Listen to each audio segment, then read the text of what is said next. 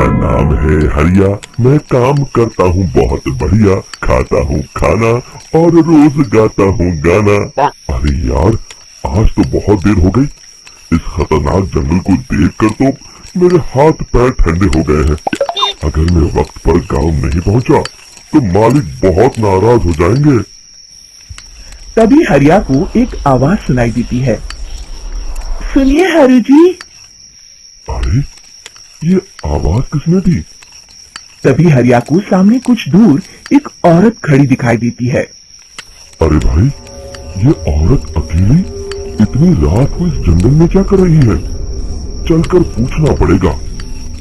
फिर हरिया अपनी बैलगाड़ी उस औरत के सामने लाकर रोक देता है और उससे पूछता है। अरे सुनिए, आप इतनी रात को इस खतरनाक जंगल में अकेले क्या कर रही हैं? तभी वो औरत मीठी आवाज में कहती है, अरे हरु जी, आप आ गए। मैं कब से आपका इंतजार कर रही थी। वैसे तो यहाँ से काफी लोग गुजर चुके हैं, लेकिन मैं खास आपका इंतजार कर रही थी। अच्छा, तुम सच कह रही हो?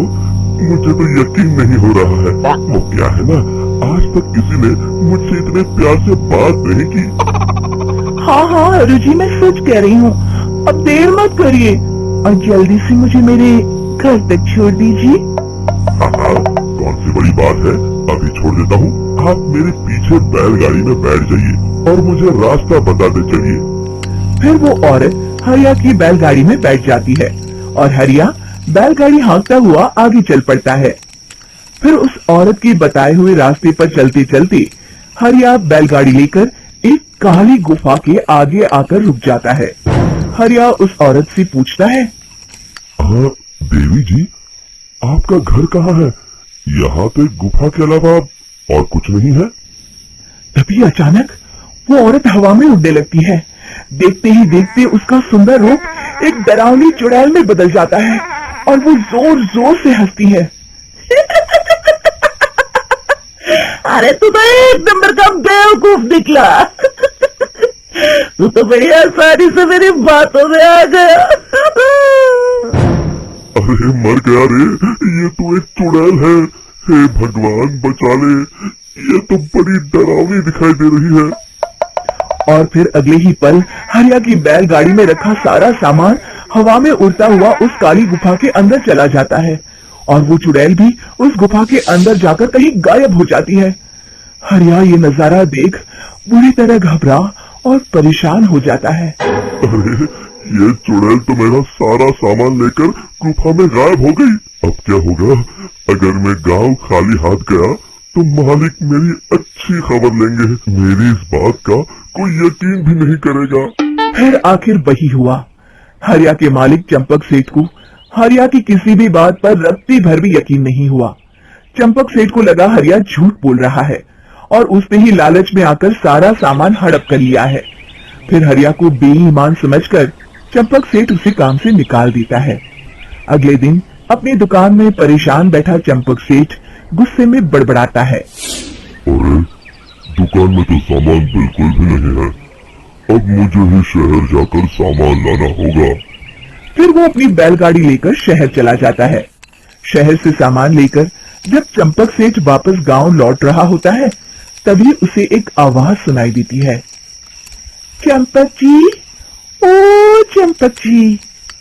अरे, ये तो कोई मेरा नाम लेकर मुझे पुकार रहा है। फिर उस रास्ते में वही औरत खड़ी दिखाई देती है। फिर क्या था, हरिया की तरह चंपक सेठ भी उस औरत के पास अपनी बैलगाड़ी लेकर जाता है और वो भी उसकी चिकनी चुपड़ी बातों के मुंह जाल में फंस जाता है। फिर चुड़ैल उसे भी अपनी गुफा तक ले जाती है और उसका सारा सामान लेकर गुफा में गायब हो जाती है। बेचारा चंपक सेठ लाचार होकर खाली हाथ गांव लौट आता है। फिर ये उस जंगल में रोज की बात हो जाती है। जो कोई भी शहर से कुछ लेकर गांव की तरफ लौटता, वो चुड़ैल उसे बेवकूफ बनाकर उसका सारा सामान लेकर गुफा में गायब हो जाती। एक दिन हरिया एक लकड़हारे को उसी जंगल की तरफ जाते हुए देखता है। फिर हरिया उसे रोकते हुए कहता है। अरे भाई, क्यों अपनी मौत को दावत दे रहे हो? मेरी बात मानो, आगे जंगल में मत जाओ, वहाँ एक बड़ी भयानक चुड़ैल रहती है। लकड़हारा हरिया की बातों को नजरअंदाज करते हुए कहता है, अरे भाई, मुझे पहले ही बहुत देर हो चुकी है, मुझे जाने दो भाई। शाम तक लकड़ियाँ काट कर शहर के बाजार में बेचना है। तुम अपनी ये कहानी किसी फुर्सत में बैठे इंसान को सुनाओ, मैं तो चला। इतना कहकर लकड़हारा वहाँ से आगे जंगल की तरफ चला जाता है।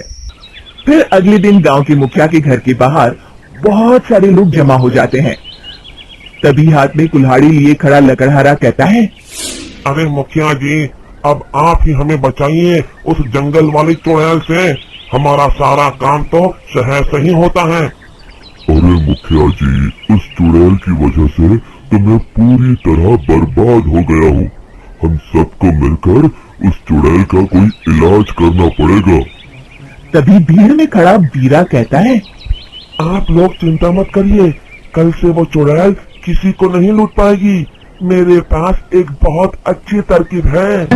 तभी चंपक सेठ उसका मजाक उड़ाते हुए कहता है, अरे तेरा नाम बीरा है तो क्या हुआ?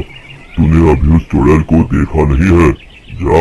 जाकर अपना काम कर, बड़ा आया।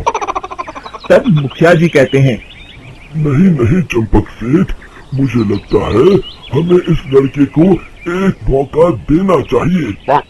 फिर सभी गांव वाले मुखिया जी की बातों से सहमत हो जाते हैं और वीरा शाम को एक बैलगाड़ी में कुछ सामान लादकर उस जंगल की ओर चल देता है। वीरा, ओ वीरा, कहाँ जा रहा है? तभी वीरा मुड़ के देखता है, वही चुड़ैल एक औरत के रूप में खड़ी है। अरे बहन जी, मैं आपको ही ढूंढ रहा था। देखिए, मैं आपके लिए क्या लाया हूँ। है? अरे वाह, तू खुद मेरे लिए इतना सामान लाया है। तू ही अकेला गांव में समझदार है। जरा देखो, मैं भी खोल के बड़े भूख लगी है। जैसे ही चुड़ैल उस सामान पर से कपड़ा हटाती है, एक भगवान शिव की तेज रोशनी उसके अंदर मूर्ति से निकलती है और चुड़ैल अपने असली रूप में आकर जलने लगती है। अरे मैं जल रही हूँ, बचाओ, बचाओ, ओम नमः शिवाय, मर गई मैं। देखते ही देखते वो चुड़ैल राख के साथ उड़ जाती है और सभी गांव वाले भी वहां आ जाते हैं। शिक्षा बुराई पे सदा अच्छाई की ही जीत होती।